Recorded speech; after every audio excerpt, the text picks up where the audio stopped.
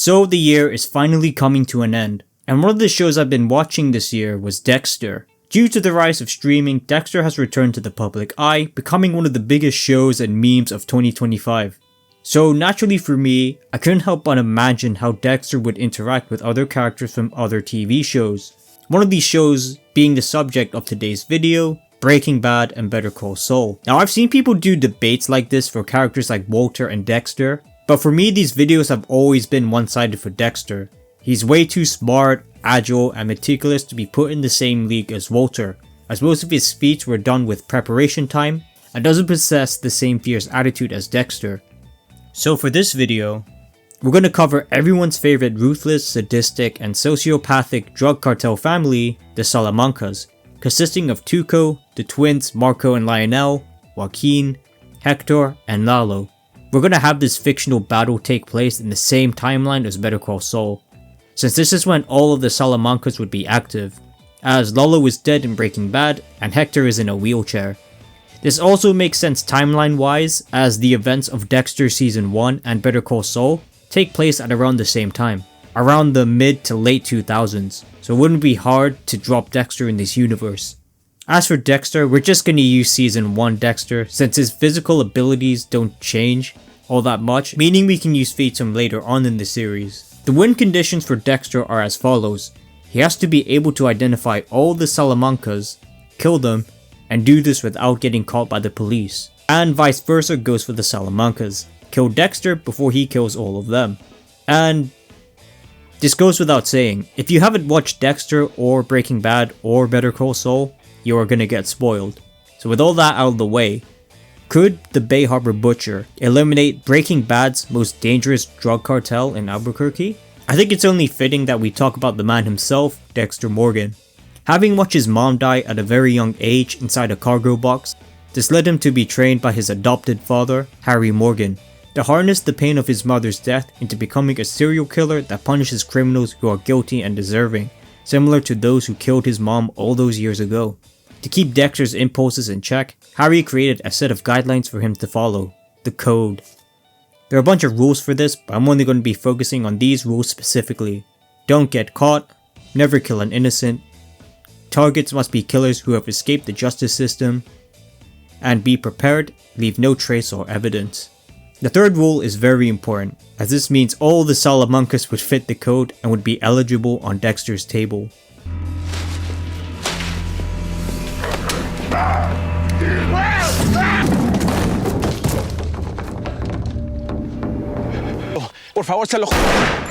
Since Dexter started killing people at the young age of 20, he has amassed an enormous body count of over 140 plus people in his blood slides. And due to his training in jiu-jitsu and stealth training from his father, he's become even more dangerous. Dexter has become so skilled in martial arts that he was able to overpower people like Sergeant Dokes, someone who previously served in the US Special Forces, not once, but twice. And the second time he actually choked him out while sustaining damage from Dokes' gun. So it's safe to say that Dexter would be more than enough to handle any of the Salamancas in a physical encounter. Another notable victim of Dexter's Dark Passenger would be Little Chino, a high-profile gang leader who was 6'8" and clearly way stronger than Dexter, as well as being able to avoid capture from his henchmen when he failed to capture him on his first attempt. Although Dexter's primary weapon of choice is a knife, an M99, he is shown to be proficient using firearms. In addition, his connections to Miami police would give him easy access to all the files containing the cartel and their activities. Things such as known locations, license plates, as well as other connections they have within the drug trade. This could potentially lead him to people like Saul Goodman, Mike, as well as any other low-level dealers working with the cartel, giving Dexter more intimate knowledge of how the cartel operates, allowing him to plan and target his victims more efficiently to neutralize them with the M99 syringe. I could honestly see him doing something like pretending to be a junkie and trying to arrange one of the meetings with one of the dealers to get information. However, the normal way Dexter disposes of his victims by throwing them in water won't work in New Mexico. Due to the location of the state, there's no ocean for him to dump bodies into like there is in Florida. But luckily for the Bay Harbor Butcher, there is a way for him to vanish the evidence without the police knowing. hydrofluoric acid, the same substance Walter and Jesse used to get rid of Crazy 8 and Emilio. If Walt and Jesse were able to get chemicals such as this, I don't see how Dexter can't do the same thing as well. So with all that out of the way, how would Dexter fare against each member of the Salamanca family? And I'm going to be working my way up from the weakest Salamanca all the way to the most dangerous. Starting off with probably the least notable and forgettable of the Salamancas would be Joaquin. A simple henchman who doesn't really have any notable feats, so this would just be easy pickings for Dexter. Next would be Tuco. While a big step up from Joaquin, he wouldn't fare any better against Dexter. Even with Tuco's impressive strength, being able to beat people to death with his bare hands, his erratic and hot-headed temper would easily get exploited by someone like Dexter. His superior training and meticulous mindset should easily allow him to put Tuco on the table. Also, let's not forget, Dexter is pretty strong himself, with him being able to knock out Paul. Next are the two Salamanca twins, Lionel and Marco. And this is where I think Dexter would start running into a bit of trouble. Not only do they both operate in a pair, but they are both incredibly strong, with both of them able to solo a small army of rival gangs, as well as being able to still be standing after being shot by multiple rounds of a Glock 22 service pistol, something that would have startled any normal civilian and blown them back. However, this is where the Salamanca's need for sadistic violence will serve as their downfall. When one of the twins had Hank at gunpoint, he disengaged and went back for his axe to truly make him suffer for killing Tuco, which allowed Hank to reload his gun and finish off the twins. As soon as the twins catch on to the fact that there is a potential serial killer targeting the Salamanca bloodline, there's no question that they would have the same mentality when hunting Dexter, especially when they believe in blood for blood.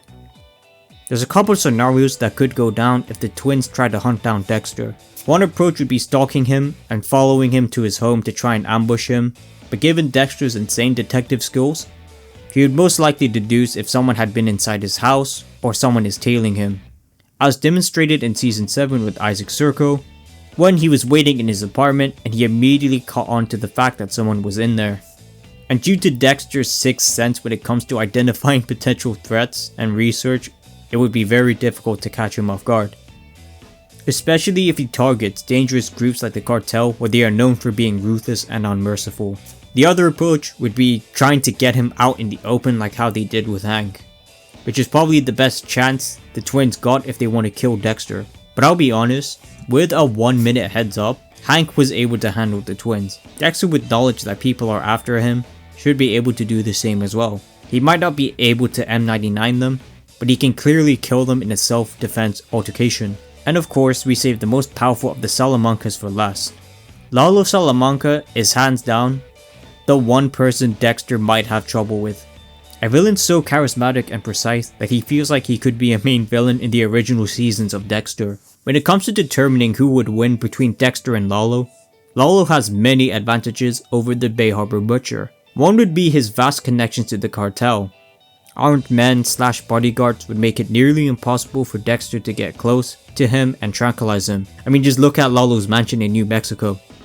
In addition, Lalo only needs 1 hour of sleep to function, which is really bad for Dexter, as this means he can operate for longer periods of time to gather information about him and gives him more opportunities to watch Dexter, finding out his address, his routine, and any relatives close to him, meaning it would be much harder for Dexter to study his routine than for Lalo to observe him. We also know how far Lalo is willing to go in order to obtain information that he needs, hiding in the sewers for days to observe the construction of Gus's meth lab, as well as traveling to other countries like Germany to investigate Warner Ziegler's involvement with Gus Fring. The odds are further stacked against Dexter when we look at cases like the Trinity case, another serial killer with a higher body count than Dexter, as Dexter was getting a little bit sloppy after Arthur managed to find out where Dexter worked, recklessly driving into cars, which gave Arthur the chance to escape and kill Rita. I think an even better example would be in Season 5, where Stan Liddy, a former police officer, managed to obtain incriminating evidence of Dexter's knives and him dumping bodies from their boat simply by placing wiretaps and surveillance cameras in his house. So if a regular police officer stalking Dexter was able to uncover his secret life, just imagine what Lalo or Hector would do if they find out. Lalo would most likely travel all the way to Florida to find dirt on Dexter's job and family to get revenge, and he would most certainly kill someone like Deb or Rita, and Hector would start airing out any potential area Dexter was in and torture him as soon as they catch him.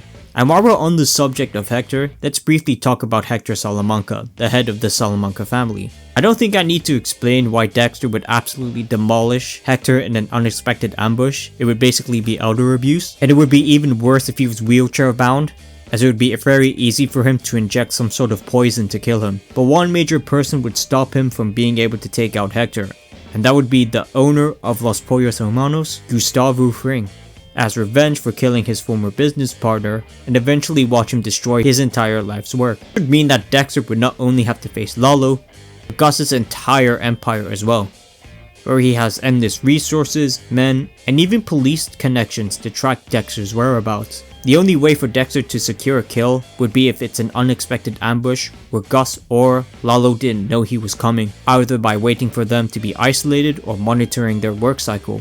Any other scenario, Dexter is pretty much cooked, since it would be nearly impossible for him to get close to either of them due to their cartel connections. So to answer the video's question, could Dexter take out the Salamanca family? The long answer is no. As much as I want him to win, asking one man to take out the most dangerous, high-profile criminals in television history is a bit too much.